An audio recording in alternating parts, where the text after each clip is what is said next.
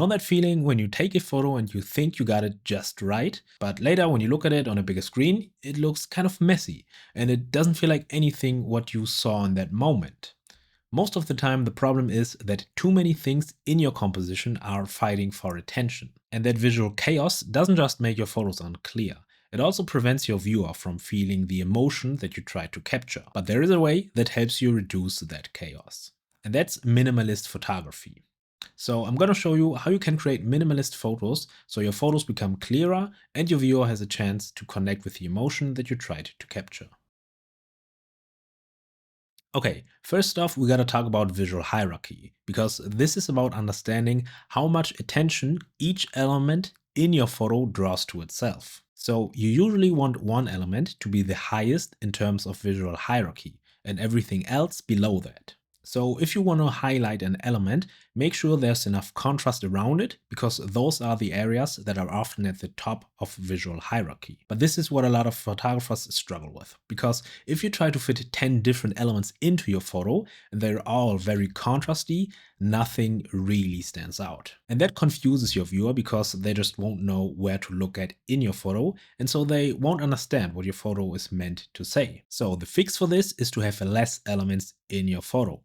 And this style of photography is often called minimalist photography for obvious reasons. So first, find one strong element that you want to focus on, and then try to limit your photo to only 3 or 4 elements, including your subject.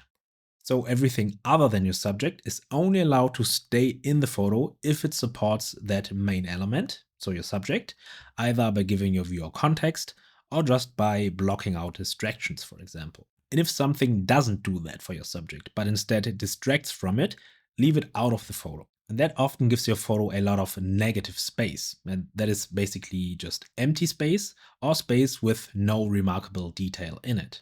And that is essentially breathing room for your subject so it actually has a chance to stand out. And I'm not saying you should only take minimalist photos from now on, but it is a great practice to actively decide what needs to be in your shot and what doesn't. Because over time you'll be able to transfer that skill into any photography style, even if you're not even shooting minimalist photography. Okay, so now you might think your city is just too chaotic to take clean minimalist photos, but maybe the issue isn't even your location. Maybe the issue is just your camera angle. Because if you shoot everything at eye level, head on, your photos are often going to be cluttered. You'll have trash cans, random cars, and ugly signs in the background. So instead, angle your camera downwards or upwards. This way, you instantly remove all those background distractions. This street lamp, for example, is nothing fancy, but that's kind of the point of minimalist photography. It's a chance to unwind and really just appreciate the most simple things and trying to find something interesting about them. Plus, if you can make a boring subject look interesting, you can make an interesting looking subject look even more interesting. Okay, so using negative space is a nice technique, but if you're a street photographer, you know how difficult it can be to find a subject and then build your composition around it. And the biggest mistake that I used to make was to chase the subject. So for example, when I saw an interesting person, I always tried to take a photo of them. But the issue with that is that you might get a photo of the person, but your composition will often be a disaster.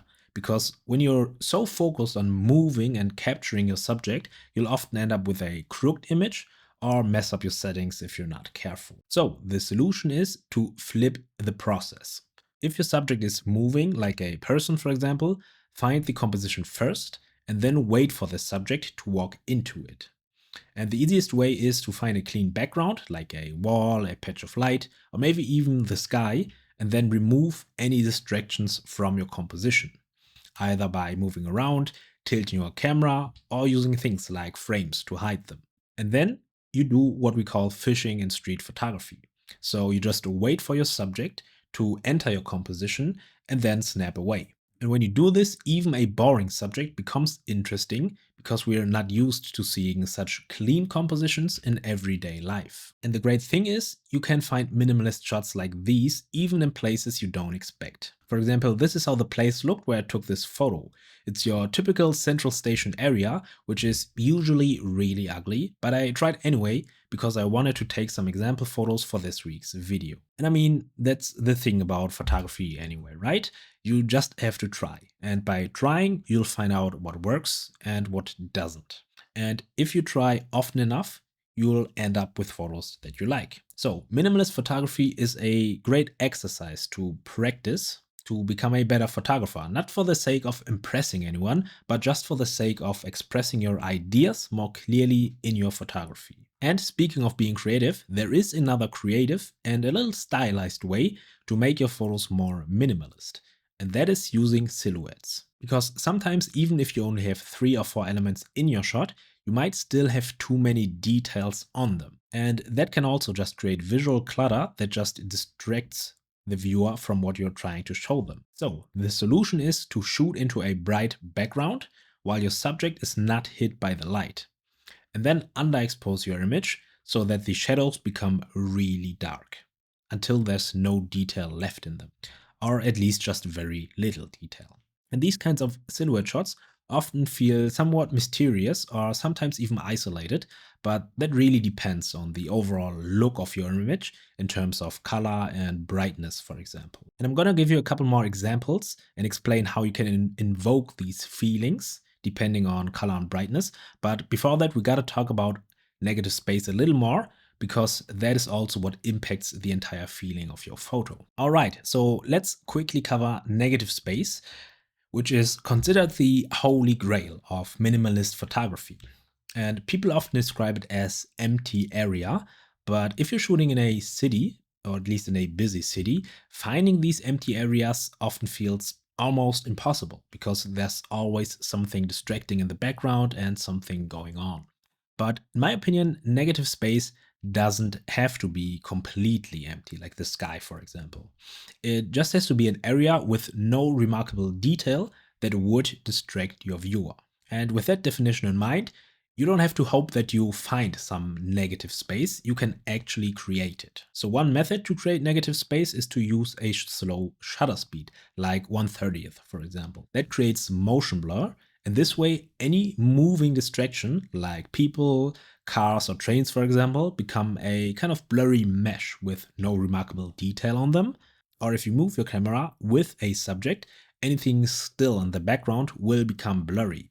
So this way you can even turn chaotic street moments into a minimalist photo that allows your viewer to see what you're actually trying to show them. And if you want a more in-depth look about how to use motion blur creatively, I've got a video about that I'll just link in the description. Okay, so negative space can make your photos look more minimal and clean, but it's not just about that. Think about it more like a volume control, because it also amplifies whatever feeling the elements in your composition express.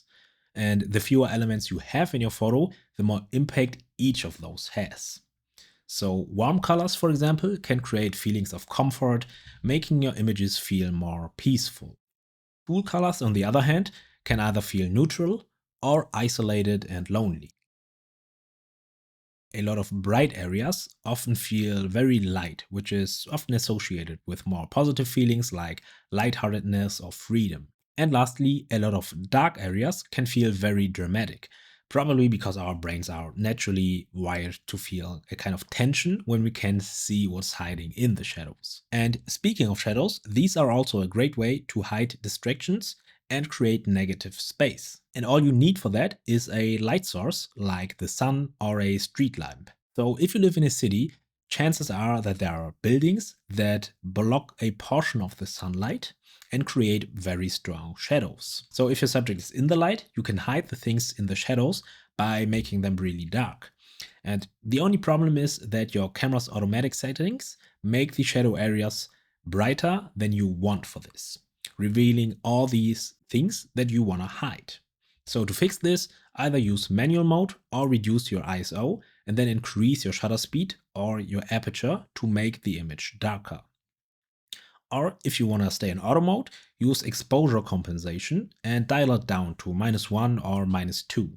This essentially tells your camera to crush the shadows into absolute black. But I only recommend doing this if you're fine with having absolute black portions in your image, because you might not be able to bring back any shadows or any details in them afterwards in editing. If you want to play it safe though, you can also just slightly underexpose your image and then darken the shadows in your editing software. This is honestly the most flexible way and I prefer that, so if you want to learn how to do that, watch this video next.